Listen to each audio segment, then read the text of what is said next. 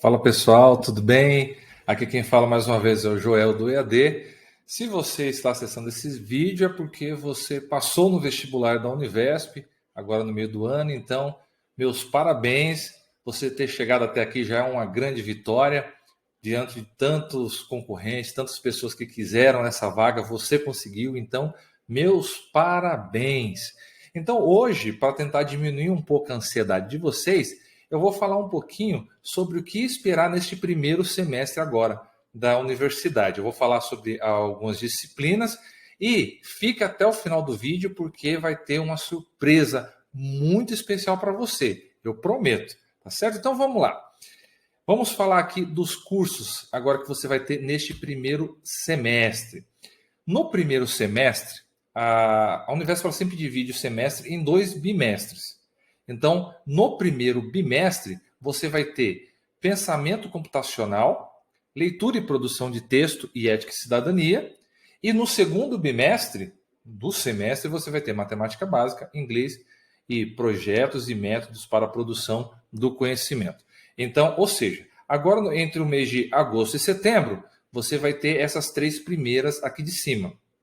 E de outubro e novembro, ou da metade disso para frente, né, até o comecinho de dezembro, vocês vão ter essas outras disciplinas. Então, agora, neste momento, o que vocês têm que se preocupar é com essas 3 e depois, da metade em diante, com essas outras aqui. Então, eu vou falar sobre cada uma delas para que vocês possam saber o que encontrar nessas disciplinas. Então, vamos falar da primeira aqui, que é pensamento computacional. Bom, o pensamento computacional, gente, ela não vai deixar você expert em programação ou lógica de programação ou algo do tipo. Não. O pensamento computacional, ele vai falar justamente sobre o que o título já propõe, sobre a forma de pensar, né, de maneira computacional. O que significa isso? O computador, ele pensa através de lógica, ele pensa de uma forma estruturada, diferente do ser humano, que tem uma condição mais especial, que pode pensar de forma estruturada ou não, tem muitas nuances. Mas no caso do computador, o computador ele pensa de forma lógica e de forma estruturada. Então é isso que a gente vai ver nessa disciplina, e essa disciplina é para todos os eixos. Aliás, tudo isso que eu vou falar esse primeiro semestre, tanto faz se você vai fazer pedagogia, se você vai fazer letras, matemática, ou se você optou pelo eixo de negócio e produção, ou ainda se você optou pelo eixo de computação. Todas as disciplinas que eu vou falar aqui vocês vão ter neste primeiro semestre, que é igual para todo mundo, tá? Então, no caso de pensamento computacional, qual que é a relevância disso para o pessoal da pedagogia ou pessoal de letras? Bem, o pensamento computacional ele vai falar justamente como é a forma do computador pensar, que é a forma lógica.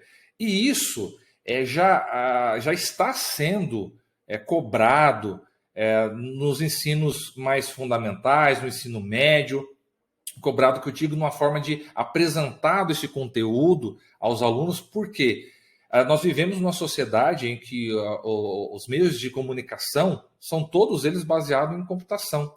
Não só isso, se você quiser ter qualquer emprego hoje em qualquer lugar, você precisa conhecer o mínimo de informática e, se você quer realmente ser valorizado, você tem que pensar da maneira como um computador pensa também, que é de forma estruturada, que é de forma organizada. Então, esse tipo de pensamento, essa forma de pensar, nós trazemos para o aluno. Então, através de jogos, de coisas lúdicas, você traz para que eles possam pensar, então, nesse novo formato, de forma estruturada. Então, por isso que esse pensamento computacional vai para todos os cursos da Univesp. E eu acho muito bacana. Nele vocês vão ter, lá para a sexta ou sétima semana, porque é uma coisa também que é interessante falar, o bimestre é dividido em 7 semanas. Então vai progredindo normalmente, né, em termos de conteúdo, em termos de dificuldade. Então, quando você chegar lá para o sexto ou sétima semana, vocês vão ter alguma coisa de programação, de lógica de programação. Que talvez fique um pouquinho mais difícil para quem não é muito habituado, mas nada tão complicado. E lá para a terceira ou quarta semana, vocês vão utilizar já dois dois websites para poder fazer programação em blocos também, tá? Depois eu vou falar isso com mais calma. Então essa primeira disciplina. E vale lembrar também que da primeira até a terceira semana, mais ou menos, o que é falado bastante em pensamento computacional é o pensamento computacional nas escolas. Então, como ele tem que ser abordado, a questão legal do pensamento computacional, como ele está fazendo parte aí de todo o currículo da escola, né? Então, tudo isso vem falado da primeira até a terceira semana, basicamente é isso. Depois começa a entrar um pouco mais de lógica, vocês vão fazer alguns programinhas, já se prepare, né, para calcular IMC, né, por exemplo, que é o índice de massa corporal. Então, alguns exercícios vão ser dados, tá? Mas não se preocupem, tá? No final desse vídeo aqui tem uma surpresa muito especial para vocês, eu quero que vocês acompanhem, tá bom? Então, é isso que vocês vão ter em pensamento computacional. Agora, vamos para o segundo, que é leitura e produção de texto. Leitura e produção de texto, ela tenta trazer o aluno, principalmente aquele aluno que já está há mais tempo sem estudar, está meio, digamos assim, destreinado, ele tenta trazer para o universo acadêmico. Então, assim, a forma de você ler e produzir textos acadêmicos. Porque a gente sabe que você produzir um texto, um artigo para a internet, ou escrever sobre qualquer coisa para alguém, é uma coisa. Né? Outra coisa totalmente diferente é você produzir um texto acadêmico, um texto científico. Então, ele vai trazer para você aqui condições, né? Vai falar sobre o universo acadêmico e como você tem que tratar os textos, né? A maneira formal de se fazer um texto, de produzir um texto, um conteúdo na forma de texto, né? Vai falar sobre leitura, onde buscar informações, porque chega muita gente na faculdade, ainda usando como referência coisas da internet, do Wikipedia, não que não possa usar, mas assim, você tem que dar preferência para livros, para artigos, então ele vai poder trazer também essa visão aí para vocês. Não é aula de gramática, então se você está achando que vai ter aula de gramática lá, esquece, não vai ser isso, vai ser interpretação, produção de textos, e já orientando o aluno e mostrando para ele que é diferente você produzir um conteúdo escrito para o meio acadêmico e você fazer isso por questões pessoais, por exemplo. Então, é isso que vai tratar em leitura e produção de textos. Ética, cidadania e sociedade. Esse aqui é extremamente importante. Eu acredito que o pessoal da pedagogia já saiba disso, né? Quem vai entrar em pedagogia, licenciatura, de uma forma geral, já sabe que isso é extremamente relevante, porque é o dia a dia do profissional. Então, se você vai atuar em um colégio, então você tem que entender o seu contexto sociocultural, porque senão você não vai produzir realmente resultados. Porque os seus materiais não vão ser relevantes. Então, aí, se você for considerar várias vertentes, várias visões da pedagogia, vai se falar muito nessa questão de levar em consideração o contexto do aluno para você poder engajá-lo. Então, você estudar sobre ética, cidadania e sociedade vai abrir a sua visão para que você possa entender sobre isso. E para quem vai fazer engenharia, ou administração, ou até computação, e de repente possa achar que essa disciplina aqui não é importante, eu digo para vocês que, se você pensou assim, você está errado. Porque quando você vai produzir um produto, um serviço, quando você vai organizar uma empresa ou quando você vai trabalhar numa empresa, é muito importante você estar atento às questões éticas, às questões de cidadania, às questões de como a sociedade é estruturada, como são as culturas, as diferentes culturas. Porque uma coisa é você trabalhar e conduzir uma equipe, por exemplo, aqui em São Paulo, na Avenida Paulista. Outra coisa é você organizar e conduzir uma equipe, uma empresa, por exemplo, lá na Índia. Então, você precisa ter essa visão, e é isso que essa disciplina tenta trazer. Não vai tornar ninguém especialista em ética, em cidadania, em sociedade, cultura, mas vai mostrar para você que, olha, pensar na sociedade, na cultura em que você está inserido, é muito importante na hora de você produzir qualquer bem, seja ele econômico ou não, certo? Até também para te já preparar para você trabalhar com as diferentes pessoas, você poder transitar por diversas situações, diversos lugares. Então é muito importante. Hoje em dia a gente fala muito sobre a tolerância e a gente vê como a falta de tolerância ela gera estresse na sociedade, ela gera conflitos, gera situações realmente muito ruins. E quando você estuda, entende a cultura do outro, quando você se debruça para entender o ponto de vista do seu semelhante, você se torna uma pessoa mais tolerante com o seu indivíduo, mais tolerante com as diferenças. Então, é por isso que essa disciplina também está em toda a grade dos três eixos que compõem o início aí da Univesp, tá? Bom, aí indo já para o segundo bimestre, aí vocês vão ter matemática básica. E o que é essa matemática básica? Como o nome já diz, é você trabalhar com os operadores matemáticos simples, né? Então, soma, divisão, subtração, né? Equações do primeiro e do segundo grau. E uma coisa que cai muito, olha, eu vou dizer que 85% do conteúdo de matemática básica é noção de proporção, certo? Divisão e as relações de grandeza. Então, basicamente, assim, 85% do conteúdo é baseado nisso. Porque, realmente, outros conteúdos, por exemplo, trigonometria ou probabilidade, de uma forma mais avançada, tudo isso é mais específico para quem vai fazer a área de administração e engenharia, que tem probabilidade, né? E quando você pega mais assim trigonometria, você vai ser o pessoal que vai fazer matemática ou engenharia de produção ou computação. Então esse pessoal vai ter essa matemática um pouco mais à frente, mas a matemática básica é para todo mundo. Então assim, é razão de proporção que isso faz parte e permeia a vida de todo mundo. Então isso daí vai ser geral, né? Mas é essa matemática básica que está subtendido aí, né? Então, assim, eu me lembro, e tem muito exercício relacionado à regra de três simples e regra de três composta. Então, isso vai fazer parte, provavelmente vai ter um exercício disso na prova, né? Porque além de ser de um conteúdo básico, um conteúdo simples, mas também ele tem bastante aplicabilidade, né? Então, regra de três simples e regra de três compostas é um conteúdo que cai bastante aí na matemática básica. Mas no decorrer do bimestre a gente vai acompanhando vocês, a gente vai produzindo os materiais legais e vocês vão ter acesso a muita coisa que a gente já produziu também, tá bom? Bom, o inglês. O inglês não é para ninguém sair falando fluente, evidentemente, que isso demanda anos de estudo, mas é basicamente para tirar a pessoa do zero, para colocar a pessoa para se mexer. Então tem muita gente que fica procrastinando o estudo do inglês. Eu vou confessar, o mesmo som deles, eu estudo inglês há muitos anos porque eu nunca consigo pegar muito firme. Então eu vou até uma parte, depois paro, continuo de novo e assim vai.